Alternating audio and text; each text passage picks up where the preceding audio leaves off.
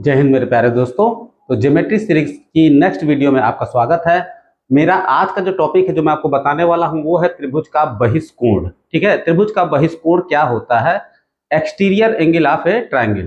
तो जैसा कि नाम से ही पता चल रहा है कि बहिष्कोण मतलब कि बाहर का एंगल। ठीक है, बहिष्कोण को कैसे डिफाइन हम करते हैं कि कोई भी अगर त्रिभुज है, कोई भी ट्रायंगल है, जैसे मान लीजिए ट्रायंगल ABC है, ठीक है, इसके एक साइड को हमने क्या किया, आगे बढ़ा दिया।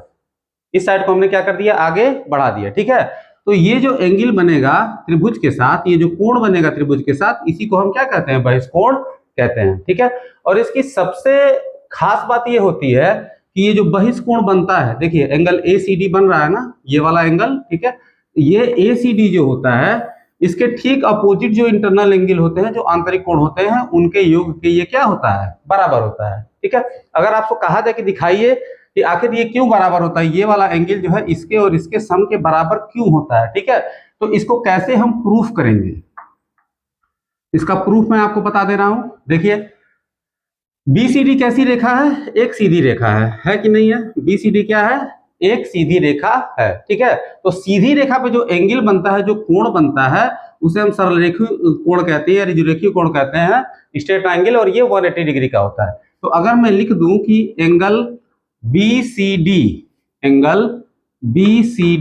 इज इक्वल टू 180 डिग्री, ठीक है, बिल्कुल लिख सकते हैं क्योंकि ये एंगल क्या है, 180 डिग्री का है। ठीक है, अब जरा देखिए ये एंगल कौन कौन से एंगल से मिलकर बना है, एंगल ACB।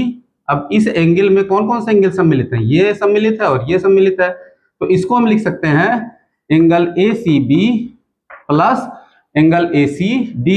ठीक है, ये CD बराबर हो गया 180। ठीक है, अब देखिए आप ये भी पढ़े हैं कि किसी भी, जैसे मैंने पहले वीडियो में बताया था कि त्रिभुज के तीनों अंतःकोणों का योग जो होता है वो 180 होता है। त्रिभुज के जो इंटरनल एंगल होते हैं उनका सम क्या होता है, 180 होता है। तो अगर हम त्रिभुज ABC की बात करें तो क्या होगा, angle A plus angle B, angle A ये हो गया, एंगल B ये हो गया, ठीक है, और एंगल C।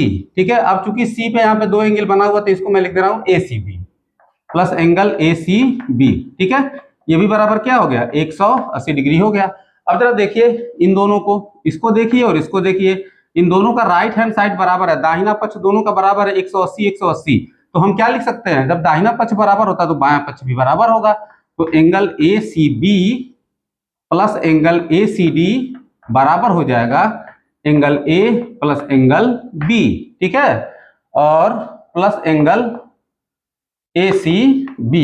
ठीक है, अब देखिए ACB और ACB दोनों साइड में बराबर है, तो ये क्या हो जाएगा, कैंसिल हो जाएगा। तो हो जाएगा angle ACD is equal to angle A plus angle B। ठीक है, यही है ना, एक्सटीरियर एंगल जो है अपोजिट इंटरनल एंगल के सम के क्या होता है, बराबर होता है। उम्मीद है आपको समझ में आया होगा।